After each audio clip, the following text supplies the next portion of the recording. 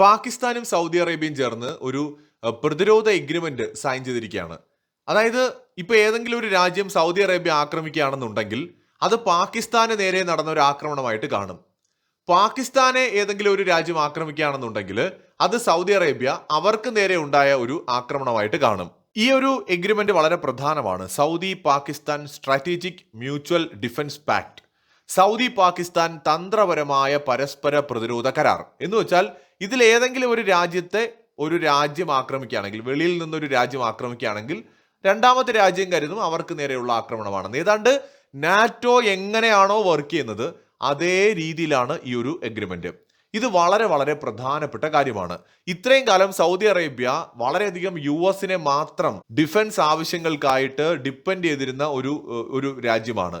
അപ്പോൾ ഇപ്പോൾ സൗദി പാകിസ്ഥാനുമായിട്ട് ഇങ്ങനെ ഒരു എഗ്രിമെന്റ് സൈൻ ചെയ്യുന്നതിന്റെ പ്രധാന കാരണങ്ങളിലൊന്ന് ഇസ്രയേലാണ്. നാളെ ഇസ്രയേലിൽ നിന്ന് ഒരു ആക്രമണം ഉണ്ടായിക്കഴിഞ്ഞാൽ പാകിസ്ഥാന്റെ സപ്പോർട്ട് ഉറപ്പുവരുത്തുക എന്ന ലക്ഷ്യം കൂടി സൗദിക്കുണ്ട്. അപ്പൊ ഈ ഇസ്രയേൽ ഭീതിയിൽ കൂടുതൽ ഇസ്ലാമിക രാജ്യങ്ങൾ ഒരു നാറ്റോ മോഡൽ കൂട്ടുകെട്ടിന് മുന്നോട്ട് പോകുന്നു എന്നുള്ളതാണ് കാണാൻ കഴിയുന്നത്. അമേരിക്കൻ പ്രസിഡന്റ് ട്രംപിന് ഇതിൽ വലിയ വിഷയമുണ്ടെന്ന് തോന്നുന്നില്ല. ട്രംപിന് പൈസ കിട്ടിയാൽ മതി, ബിസിനസ് കിട്ടിയാൽ മതി. മറിച്ച് ഇവർ കൂട്ടുകെട്ടുകൾ ഉണ്ടാക്കുന്നതിന് ട്രംപിന് വലിയ കുഴപ്പമൊന്നുമില്ല. പ്രത്യേകിച്ച് ഇപ്പൊ പാകിസ്ഥാൻ ട്രംപിനെ സംബന്ധിച്ചിടത്തോളം ഏറ്റവും അടുത്ത സുഹൃത്താണ്.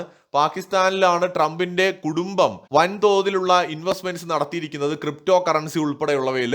അപ്പൊ അതുകൊണ്ട് പാകിസ്ഥാനെ കൂടെ നിർത്തുക എന്നുള്ളത് ട്രംപിന്റെ ഒരു ആവശ്യമാണ്. അത് മാത്രമല്ല, സൗദി ഉൾപ്പെടെയുള്ള ഗൾഫ് രാജ്യങ്ങൾ വളരെ സമ്പന്നമാണ്. അപ്പൊ ട്രംപിന്റെ കുടുംബത്തെ കൂടുതൽ സമ്പന്നമാക്കാൻ വേണ്ടിയിട്ട് ഈ ബന്ധങ്ങളെല്ലാം ട്രംപ് ഉപയോഗിക്കുകയാണ്.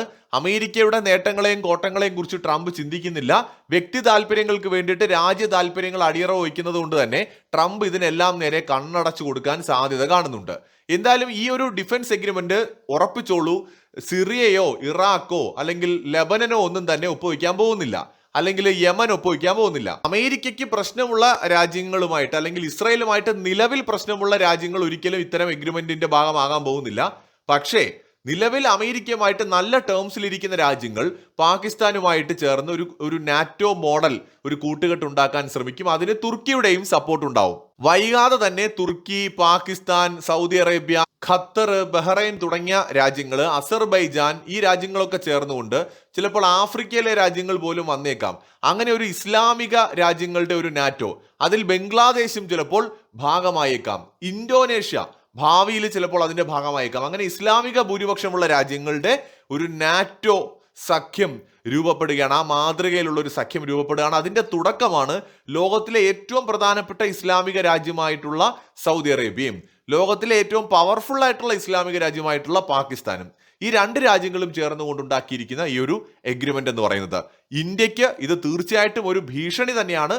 അതേസമയം തന്നെ മറ്റ് ഇസ്ലാമിക രാജ്യങ്ങളുമായിട്ട് ഇന്ത്യക്ക് നല്ല ബന്ധമുള്ളത് കൊണ്ട് തന്നെ പാകിസ്ഥാൻ ഇന്ത്യക്കെതിരെ ഒരു ആക്രമണത്തിന് തയ്യാറെടുക്കുമ്പോൾ സ്വാഭാവികമായിട്ട് അവരുടെ സഖ്യരാജ്യങ്ങളുമായിട്ട് ഭാവിയിൽ അവർക്ക് ആലോചിക്കേണ്ടി വരും. എന്ന് വെച്ചാൽ സൗദി അറേബ്യ ഉൾപ്പെടെയുള്ള രാജ്യങ്ങളുമായിട്ട് ആലോചിച്ച് മാത്രമേ ഭാവിയിൽ പാകിസ്ഥാൻ ഇന്ത്യക്കെതിരെ ഒരു നീക്കത്തിന് തയ്യാറാകൂ എന്ന് പറയുന്ന ഒരു മറുപുറം കൂടി ഇതിനുണ്ട്. കാരണം ഇന്ത്യയെ പാകിസ്ഥാൻ ആക്രമിക്കുകയാണെങ്കിൽ ഇന്ത്യ തീർച്ചയായിട്ടും പാകിസ്ഥാനെ തിരിച്ചാക്രമിക്കും. അത്തരമൊരു സന്ദർഭത്തിൽ ഈ എഗ്രിമെന്റ് പ്രകാരം സൗദി അറേബ്യ പാകിസ്ഥാനെ സഹായിക്കാൻ നിർബന്ധിതമാണ്. അത് കാരണം സൗദി അറേബ്യ എന്ത് ചെയ്യും? ഇതിലേക്ക് യുദ്ധത്തിലേക്ക് വലിച്ചിഴക്കപ്പെടും. അപ്പൊ ഇന്ത്യയും സൗദിയും തമ്മിൽ പ്രശ്നങ്ങൾ ഉണ്ടാവാൻ ഇത് കാരണമാകും. ഇന്ത്യയും സൗദിയും ഫ്രണ്ട്ലി രാജ്യങ്ങളാണ്. സൗദിക്ക് വലിയ ഇൻവെസ്റ്റ്മെന്റ്സ് ഇന്ത്യയിലുണ്ട്, ഇന്ത്യക്ക് സൗദിയിൽ ഇൻവെസ്റ്റ്മെന്റ്സ് ഉണ്ട്. വളരെ ക്ലോസ് ആയിട്ടുള്ള റിലേഷൻ മെയിൻറ്റെയിൻ ചെയ്യുന്ന രാജ്യങ്ങളാണ്. അപ്പൊ ഇന്ത്യ പാകിസ്ഥാൻ യുദ്ധം ഉണ്ടാകരുത് എന്ന് ആഗ്രഹിക്കുന്ന രാജ്യങ്ങളാണ് പൊതുവെ ഗൾഫ് രാജ്യങ്ങൾ. അപ്പൊ അതുകൊണ്ട് ഈ ഒരു എഗ്രിമെന്റ് തൽക്കാലത്തേക്ക് വേറൊരു രീതിയിൽ ചിന്തിച്ചാൽ പ്രശ്നങ്ങൾക്കൊരു പരിഹാരവും ആയേക്കാം. എന്തായാലും പടിപ്പടിയായിട്ട് ഇസ്ലാമിക രാജ്യങ്ങളുടെ ഒരു നാറ്റോ രൂപപ്പെട്ടു വരുന്നത് ഭാവിയിൽ ചിലപ്പോൾ ഇന്ത്യക്ക് ഭീഷണിയായി മാറിയേക്കാം. പ്രത്യേകിച്ച് തുർക്കിയൊക്കെ അതിന്റെ ഭാഗമാവുകയാണെങ്കിൽ. എന്തായാലും നമ്മൾ ഈ വിഷയങ്ങളെല്ലാം സസൂക്ഷ്മം നിരീക്ഷിക്കുകയാണ്. ഇത്ര ധൃതി പിടിച്ച് പാകിസ്ഥാനും ഇങ്ങനെ ഒരു എഗ്രിമെന്റ് സൈൻ ചെയ്യുന്നതിന് ഒരുപക്ഷെ കാരണം ഇന്ത്യയെ പേടിച്ചിട്ട് തന്നെയാണ്. ഇന്ത്യയും ഗൾഫ് രാജ്യങ്ങളും ഒക്കെ നല്ല ബന്ധത്തിലാണല്ലോ. അപ്പൊ ഇത്തരം ഒരു എഗ്രിമെന്റ് ഒക്കെ സൈൻ ചെയ്ത് കഴിഞ്ഞാൽ ചിലപ്പോൾ ഇന്ത്യ പാകിസ്ഥാനെ ആക്രമിക്കില്ല എന്ന് അവർ കണക്ക് കൂട്ടുന്നുണ്ട്. അതായത് അമേരിക്ക വിചാരിച്ചാലൊന്നും ഇനി ഇന്ത്യയുടെ നിലപാടുകളെ സ്വാധീനിക്കാൻ കഴിയില്ല എന്ന് പാകിസ്ഥാൻ ഓപ്പറേഷൻ സിന്ദൂറോടുകൂടി മനസ്സിലാക്കിയിട്ടുണ്ട്. ചൈനീസ് ടെക്നോളജിക്ക് പരിമിതികളുണ്ട്. അതുപോലെ തന്നെ ചൈനയും ഇന്ത്യയും തമ്മിലുള്ള റിലേഷൻ മെച്ചപ്പെടുന്നതും പാകിസ്ഥാൻ കാണുന്നുണ്ട്. ഒരുപക്ഷെ അതുകൊണ്ട് കൂടി ആയിരിക്കാം ഇസ്ലാമിക രാജ്യങ്ങളുമായിട്ടുള്ള ബന്ധം വർദ്ധിപ്പിച്ചുകൊണ്ട് അത് ഇന്ത്യയുടെ മേൽ പ്രഷർ ചെലുത്തുന്നതിന് ഭാവിയിൽ ഉപയോഗിക്കാമല്ലോ. കാരണം ഇന്ത്യക്ക് ഗൾഫ് രാജ്യങ്ങളുമായിട്ട് നല്ല ബിസിനസ് ഉണ്ട്, ട്രേഡ് നമ്മൾ ചെയ്യുന്നുണ്ട്. അപ്പോൾ ഇന്ത്യയുടെ മേൽ പ്രഷർ ചെലുത്താൻ വേണ്ടിയിട്ട് ഈ റിലേഷൻസിനെ ഉപയോഗിക്കാം, ഇന്ത്യ ആക്രമിക്കാതിരിക്കാൻ വേണ്ടിയിട്ട്. ആ നിലയ്ക്കൊക്കെ ഉള്ള ഒരു നീക്കത്തിന്റെ ഭാഗമായിരിക്കാം പാകിസ്ഥാൻ ഇതിൽ ഇപ്പോൾ എടുത്തു ചാടിയ ഒരു എഗ്രിമെന്റിലേക്ക് എത്തുന്നത്. എന്തായാലും തീർച്ചയായിട്ടും ഇത് ജിയോ പൊളിറ്റിക്സിൽ വളരെ പ്രധാനപ്പെട്ട ഒരു സംഭവം തന്നെയാണ് Pakistan Saudi Arabia defence agreement എന്ന് പറയുന്നത്. കാരണം ഇവിടെ ഞങ്ങളിൽ ഒന്നിനെ തൊട്ടാൽ ഞങ്ങൾ എല്ലാം ചേർന്ന് അടിക്കുമെന്ന് പറയുന്നത് നാറ്റോ ആ ഒരു ആപ്തവാക്യം തന്നെയാണ്. ഇവിടെ നമ്മൾ പാകിസ്ഥാനെ ആക്രമിച്ചാൽ പാകിസ്ഥാന്റെ കൂടെ നിന്ന് സൗദിയും നമുക്കെതിരെ യുദ്ധത്തിന് വരും. സൗദി ആരെങ്കിലും ആക്രമിച്ചാൽ, ഉദാഹരണത്തിന് ഇസ്രായേൽ ആക്രമിച്ചാൽ, പാകിസ്ഥാനും കൂടെ എന്ത് ചെയ്യും? സൗദിയെ സപ്പോർട്ട് ചെയ്ത് ഇസ്രായേലിനെ ആക്രമിക്കും. ഈ തരത്തിലുള്ള ഒരു എഗ്രിമെന്റ് ആണിത്. അപ്പൊ അത് തീർച്ചയായിട്ടും ഇന്ത്യ ഗൗരവത്തോടെ തന്നെയാണ് കാണുന്നത്.